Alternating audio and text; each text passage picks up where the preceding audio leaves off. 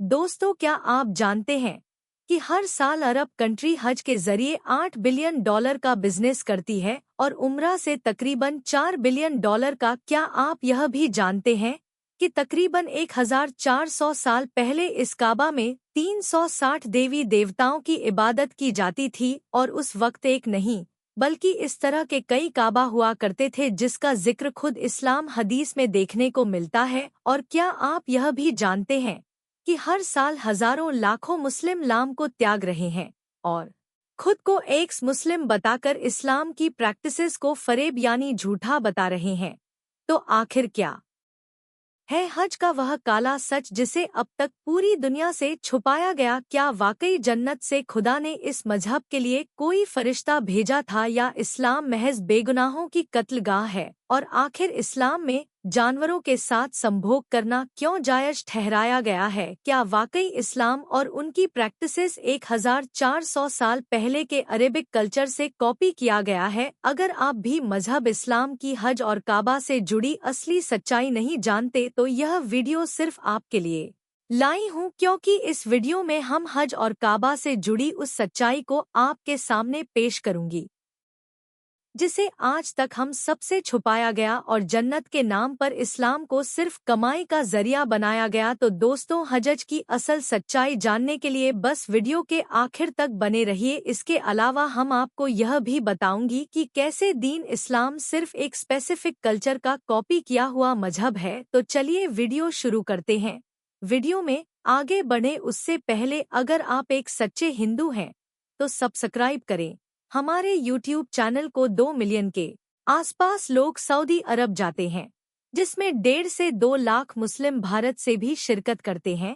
लेकिन क्या आपने कभी सोचा है कि आखिर लोग वह जाकर क्या क्या करते हैं और यह हज यात्रा कितनी परेशानी और मुश्किलों से भरी होती है? वहीं इस काले कपड़े से ढके बॉक्स यानी काबा के चारों ओर मुस्लिम 7 फेरे क्यों लगाते हैं?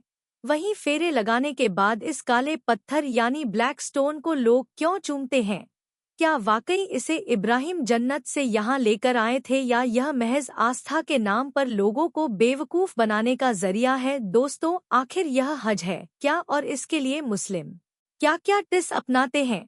चलिए पहले इसे समझते हैं और इसके बाद की इसकी असल सच्चाई जानेंगे कि आखिर यह प्रैक्टिसेस कहां से कॉपी की गई। हज यात्रा मुसलमानों के लिए बेहद जरूरी होती है। यह इस्लाम के 5 फर्ज में से एक होती है। इस्लाम के 5 फर्ज कलमा, नमाज, रोजा और ज़कात। वहीं इनके अलावा इस्लाम का आखिरी और 5वां फर्ज है हज। हज एक अरबी शब्द है। इसे आसान भाषा में समझे तो इसका मतलब होता है किसी जगह के लिए निकलने का इरादा करना। तौहीद, नमाज, ज़कात, रोजा आदि तो मुस्लिम घर में रहकर भी अदा कर सकते हैं, लेकिन हज करने के लिए उन्हें सऊदी अरब के शहर मक्का जाना पड़ता है, क्योंकि मक्का में ही का मौजूद है। इस्लामी मान्यता के मुताबिक हज मुस्लिम पर फर्ज है, जिसे पूरी जिंदगी में एक बार जरूर करना चाहिए। इस्लाम के पवित्र ग्रंथ कुरान की 3री सूरा अल इमरान की आयत नंबर 96 में सभी मुस्लिमों को यह हुक्म दिया गया है कि लोगों की इबादत के लिए जो सबसे पहले घर बनाया गया वह यकीनन खाना ए काबा है, जो मक्का शहर में है। साथ ही इसी सूरह की आयत नंबर 97 में सभी मुस्लिमों को यह हुक्म दिया गया कि जो लोग हज करने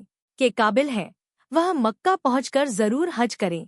हज करने की सबसे बड़ी वजह यह है कि अल्लाह का यह हुक्म है और इस्लाम के 5 जरूरी स्तंभों में से यह एक है। यह अल्लाह की इबादत का एक जरिया है। हज यात्रा के दौरान दुनिया भर के मुस्लिम इकट्ठा होते हैं। मक्का में मुसलमानों की यह भीड़ साफ बयां करती है कि जन्नत पाने का जुनून इन लोगों में किस कदर होता है। वहीं आपको बता दें कि मक्का पहुंचने के बाद भी इन मुस्लिम लोगों की कई रिवाज फॉलो करने होते हैं और इसके बाद ही इन्हें जन्नत मिलने का सर्टिफिकेट मिलता है। हाजियों को मक्का जाने के बाद हज के लिए खास किस्म की पोशाक पहनकर मक्का में प्रवेश करना होता है। यह पोशाक एक खास तरह का सफेद बिना सिला हुआ कपड़ा होता है। इसके बाद काबा की परिक्रमा करना, अराफात मैदान में रहना, सफा और मारवा पहाड़ों के बीच दौड़ना, शैतान पर पत्थर फेंकना, पशुओं की कुर्बानी देना और सिर मुंडा जैसी प्रथा शामिल है। इन सब रिवाजों को फॉलो करने के बाद ही एक हाजी की यह यात्रा पूरी होती है। और हाँ, मुस्लिमों की एक और इम्पॉर्टेंट प्रैक्टिस है,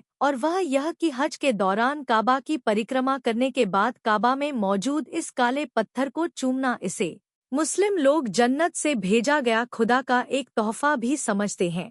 और मुस्लिम इस पत्थर को किस करके खुदा का शुक्रिया अदा करते हैं। हालांकि कुरान में इस पत्थर का कोई जिक्र नहीं है, लेकिन हदीस में इसका जिक्र बेशक मिलता है। इस्लाम को मानने वाले कुरान के बाद हदीस पर यकीन करते हैं। हदीस में इस पवित्र काले पत्थर का जिक्र किया गया है और इसके महत्व को बताया गया। कई हदीस में इस पत्थर को जीवित बताया गया। इसके अनुसार पैगंबर इस पत्थर को खुदा का दाया हाथ मानते थे और इसे जीवित समझते थे। इसे चूम कर वह खुदा का शुक्रिया अदा करते थे। पैगंबर ने इस पत्थर को चूमा था, इसलिए परंपरा बन गई कि हाजी इसे चूमेंगे। लेकिन अब बड़ी संख्या में हाजी आने लगे हैं, इसलिए हर किसी के लिए इसे छूना और चूमना संभव नहीं रह गया। इसलिए हाजी अब इस पत्थर की ओर मुंह करके दुआएं मांगते हैं और इस तरह यह सभी परंपराएं इस्लाम में फॉलो की जाती हैं। लेकिन अगर आपसे कहा जाए कि यह रिवाज किसी कल्चर से कॉपी किए गए हैं, तो आपका क्या रिएक्शन होगा। लेकिन यह एक सच है और इस सच को हर एक मुस्लिम मानता है। वहीं अदर रिलीजन के लोग भी इस्लाम को महज एक कॉपी समझते हैं, अरब की वर्षों पुरानी संस्कृति का, जो कि कई फैक्ट्स और एविडेंस के थ्रू सच साबित हो चुकी है। आपकी जानकारी के लिए बता दें कि ऐसे कई मुस्लिम लोग हैं जो ओपनली इस्लाम के इन सभी प्रैक्टिस को झूठा और बेबुनियाद ठहरा चुके हैं, और यह लोग अब खुद को एक मुस्लिम कहकर बुलाते हैं। दरअसल यह लोग कहते हैं कि इस्लाम पूरी तरह से कॉपी किया गया मजहब है, जिसे उस वक्त के अरबिक कल्चर और बुद्ध परस्तों से कॉपी किया गया, जिसके एविडेंस एकदम सच और बुनियादी भी लगते हैं। आपकी जानकारी के लिए बता दें कि इस काबा में पहले 360 देवी देवताओं की मूर्तियां थी, जिनकी अरब के लोग पूजा करते थे। लेकिन पैगंबर मोहब्बत ने जब इस्लाम मजहब को बनाया तो उन्होंने इन सभी मूर्तियों को तबाह कर दिया और उसके स्थान पर इस काले पत्थर से ढके बॉक्स को बना दिया, जिसकी मुस्लिम लोग आज तवाफ यानी परिक्रमा लगाते हैं। हालांकि सच यह है कि पहले अरब के लोग अपनी देवी देवताओं की पूजा करने के लिए परिक्रमा करते थे, जिसे बाद में पैगंबर मोहम्मद ने इस्लाम की एक प्रैक्टिस बनाया। इसके अलावा अगर काबा की बात की जाए तो इसकी कहानी भी एकदम झूठी साबित होती है। दरअसल कुरान में कहा गया है कि काबा इंसानों की पहली इबादत गाह है, जिसे बाद में इब्राहिम ने दोबारा से मॉडिफाई किया। लेकिन असल में इब्राहिम का ना तो किसी इतिहास की किताब में जिक्र है और ना इसका कोई आर्कियोलॉजिकल एविडेंस मौजूद है। बस यह बाइबल का एक फिक्शन कैरेक्टर है। असल में इसे अरब के कबीलों ने मॉडिफाई किया, जो इस्लाम से पहले अरब में राज किया करते थे, और इन्होंने ही इस काले रंग के काबा को अपनी पूजा के लिए बनाया। और बाद में मोहम्मद साहब बे कबीले से ताल्लुक रखते थे और उनके दादा इसकी देखभाल किया करते। इसके बाद 620 ईस्वी में इस्लाम की असली कहानी की शुरुआत होती है, जब पैगंबर मोहम्मद और उनकी प्रैक्टिसेस का कबीलों द्वारा विरोध किया गया, जिस कारण वह मक्का छोड़कर मदीना गए। इसके बाद मोहम्मद ने मदीना में अपने इस्लामिक सोच का प्रसार किया और लोगों को बड़ी तादाद में जोड़ा। इसके बाद 630 ईस्वी में मोहम्मद फिर से चले आए और उन्होंने मक्का के कबीलों की 300 से भी ज्यादा मूर्तियों को तोड़ दिया और जबरन अपने इस्लामिक प्रैक्टिस को कबीलों से तलवार की नोक पर फॉलो करवाया, और इस तरह इस्लाम की शुरुआत हुई। हालांकि इसके बाद से ना तो किसी नबी का किताब में इब्राहिम का जिक्र मिलता है और ना ही इस काबा को किसी इब्राहिम द्वारा मॉडिफाई कराने का। दरअसल उस समय कबीले इस तरह के काबा पूजा करने के लिए बनाए जाते थे और फिर उनमें मूर्तियों को रखकर उनकी पूजा किया करते थे। यही काबा का असली इतिहास है और बाद में मोहम्मद ने जबरन इन कबीलों को इस्लामिक प्रैक्टिसेस अपनाने पर डाला, जिसके बाद अरब में इस्लाम का उदय हुआ, जो आज लगभग पूरी दुनिया में फैल चुका है। वही रही बात इस्लाम के बाकी परंपराओं और रिवाजों की, तो यह भी अरब के कबीलों के रहन-सहन और उनके कल्चर का परिणाम है। जैसे इस्लाम में बेगुनाह जानवरों की कुर्बानी का बहुत बड़ा रिवाज है, जिसे हर मुस्लिम लिम फॉलो करता है, लेकिन यह परंपरा भी अरब के कबीलों की ही देन है। मसलन अरब एक रेगिस्तान इलाका है और वहाँ पेड़ पौधे बेहद कम पाए जाते हैं। अधिकांश इलाका रेगिस्तान ही है, जिस वजह से उस वक्त कबीले अपने भोजन के लिए जानवरों के मांस पर डिपेंडेंट थे। इसके अलावा वह अपनी देवी देवताओं के लिए जानवरों को बलि देते थे ताकि उनके देवी देवता उनसे खुश हो जाएं।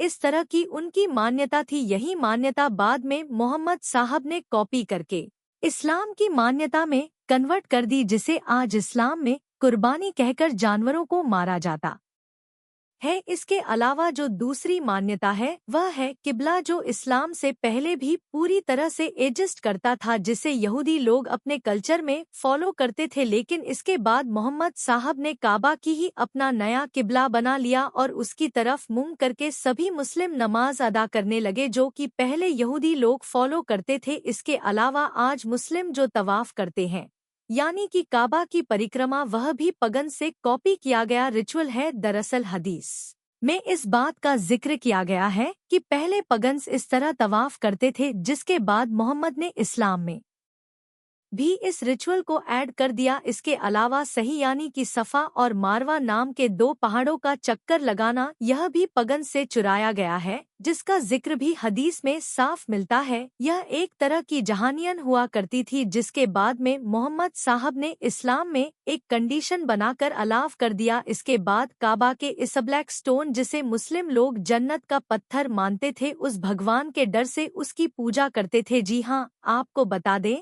कि हदीस के अनुसार पगन्स का कल्चर था। हालांकि पहले लोग पत्थर को भगवान के डर से पूजा करते थे और सिर्फ उनकी परिक्रमा लगाते थे, लेकिन मोहम्मद साहब ने कॉपी करके इस पत्थर को चूमना भी शुरू करवा दिया। इसके अलावा जानवरों की बलि के बारे में तो हम पहले से ही आपको बता चुकी हूँ कि किस तरह लोग खुद को जिंदा रखने के लिए जानवरों को मारते थे। इसके अलावा इस्लाम की बाकी सभी प्रैक्टिसेस भी अरब के पुराने कल्चर से कॉपी की गई है और उन्हें मिलाकर एक इस्लाम नाम का मजहब तैयार किया गया, जिसे तलवार की नोक पर पूरी दुनिया में फैला दिया गया। इस तरह आज यह मुस्लिम लोग किसी खुदा की इबादत नहीं, बल्कि सिर्फ और सिर्फ अरब के 1400 साल से भी पुराने बेबुनियाद कल्चर को फॉलो कर रहे हैं। यही वजह है कि आज साइंस के जमाने में कई पढ़े लिखे मुस्लिम्स खुद को मुस्लिम ना कहकर एक्स मुस्लिम बता रहे हैं। वैसे दोस्तों, आपका इस्लाम के इस कल्चर के बारे में क्या मानना है, हमें कमेंट करके ज़रूर बताएं। अगर वीडियो पसंद आई हो तो प्लीज़ वीडियो को लाइक ज़रूर करें और ऐसे इन्फॉर्मेशन को सब्सक्राइब कर ले। इसी के साथ मुलाकात होगी अगले वीडियो में, तब तक के लिए नमस्कार।